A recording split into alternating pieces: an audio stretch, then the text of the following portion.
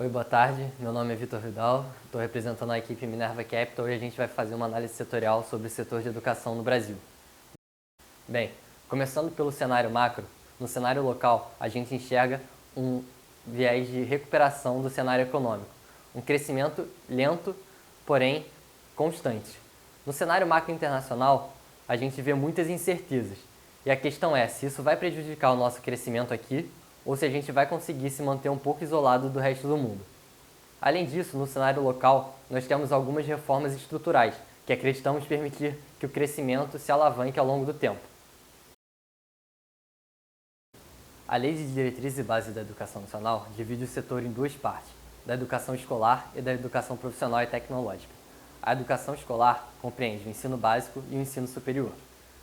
O número de alunos da educação básica tem se mantido relativamente constante, com pequeno decrescimento, e tem cerca de 40 milhões de matrículas.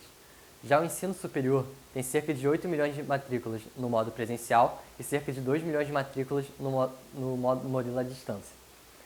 O modelo à distância teve crescimento de quase 10% ao longo dos últimos 10 anos, enquanto o ensino presencial teve cerca de 2,5% de crescimento anual acumulado.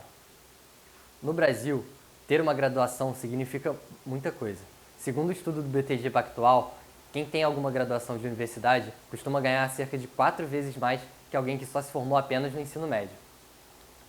Além disso, o prêmio para remuneração no Brasil para pessoas entre 25 e 34 anos é de cerca de 120%. No Brasil, somente 17% das pessoas de 25 a 34 anos completam o ensino superior, quase metade da média da OCDE. Além disso, a taxa de escolarização entre pessoas de 6 a 14 anos atinge 99%, assim como a de 15 a 17 anos, 87%. Eu me chamo Vitor Freitas e vou falar um pouco sobre os drivers do setor de educação. Nós escolhemos alguns macroeconômicos e outros que são mais focados no setor. Vamos começar pelo PIB, que vem se recuperando da grande recessão que nós tivemos, a maior do nosso país, que tem se recuperado esse ano, levado principalmente devido às importações, exportações e investimentos no país. Além disso, os juros no país vêm caindo constantemente, atingindo a maior baixa da história, de 5,5%, o que torna mais atrativo para as empresas tomarem crédito e para a população. Também a inflação está muito controlada, por isso o Banco Central vem tomando medidas para baixar ainda mais os juros. O desemprego está relativamente alto, mas caindo constantemente. Além disso, no nosso setor, temos algumas políticas públicas que são fundamentais para analisá-los, como, por exemplo, o ProUni e o FIES, que durante os anos de 2014 e 2015 atingiram seu auge e vem se encerrando ao longo do tempo. A quantidade de alunos que têm aderido a esses programas também tem caído. E assim, podemos ver que o número de contratos do FIES atingiu seu auge em 2014 e vem caindo. Além disso, a taxa de inadimplência sobe constantemente.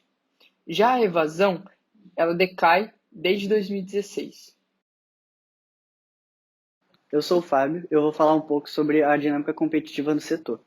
Esse setor é muito pulverizado e o que move ele são as fusões e aquisições, principalmente entre as maiores empresas. Um dos principais acontecimentos recentemente foi a fusão entre a Croton e a Anhanguera, que tornou a primeira uma das maiores empresas do setor no mundo. Posteriormente, a Croton tentou fazer uma fusão com a Estácio, que era a segunda empresa no Brasil, só que foi vetado pelo CAD porque formaria um monopólio. E ano passado, a Croton, de novo, fez a aquisição da Somos, que é uma empresa voltada para o ensino básico, como uma forma de ampliar a sua atuação no setor. Agora, eu vou falar um pouco sobre os competidores estrangeiros. No Brasil, existem duas principais empresas, que é a Laureate, que possui diversas instituições pelo país, e a Adtalem, que tem como principal ativo a IBMEC.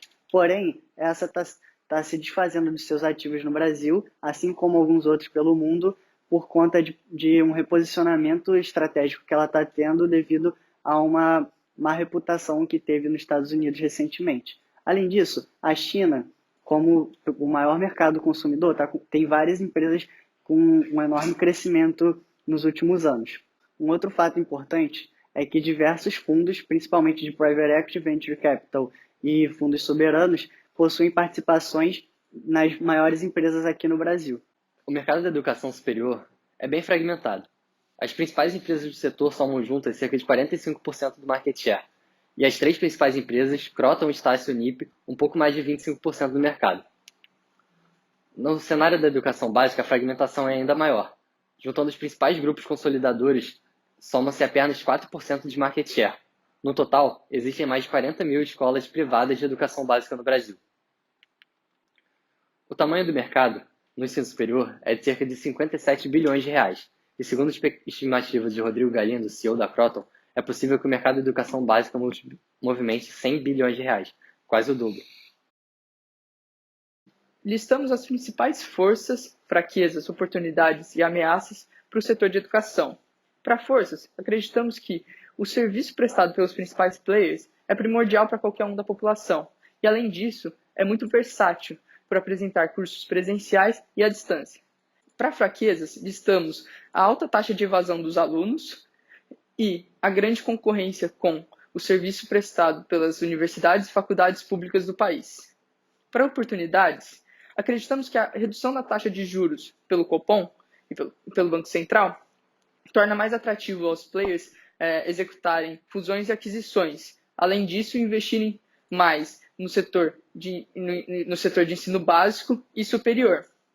Finalizando com ameaças, acreditamos que os principais fatores são a regulação do CAD e a redução do FIES. Como principais tecnologias disruptivas, identificamos o Machine Learning e a inteligência artificial, além do conceito de educação 4.0. Enquanto a primeira pode, através da tecnologia, democratizar a educação através de uma maior personalização do conteúdo, a criação de programas mais efetivos, buscando avaliar e estimular o engajamento dos alunos. Isso pode principalmente potencializar o ensino à distância. Quanto à educação 4.0, é um conceito que está ligado à cultura de aprender através da experimentação. Na educação 4.0, partimos da ideia de que vamos aprender coisas diferentes de maneiras diferentes, principalmente uns com os outros. Para consolidar isso, temos as EdTechs, as empresas de tecnologia voltadas para o desenvolvimento do setor de educação. No Brasil, já são mais de 200 atuando no setor. Com base na nossa análise, percebe-se que esse setor é muito dinâmico, que as empresas estão a todo momento se reinventando, seja na estratégia ou por inovações. Considerando ainda a recuperação econômica do país, acreditamos no potencial crescimento do setor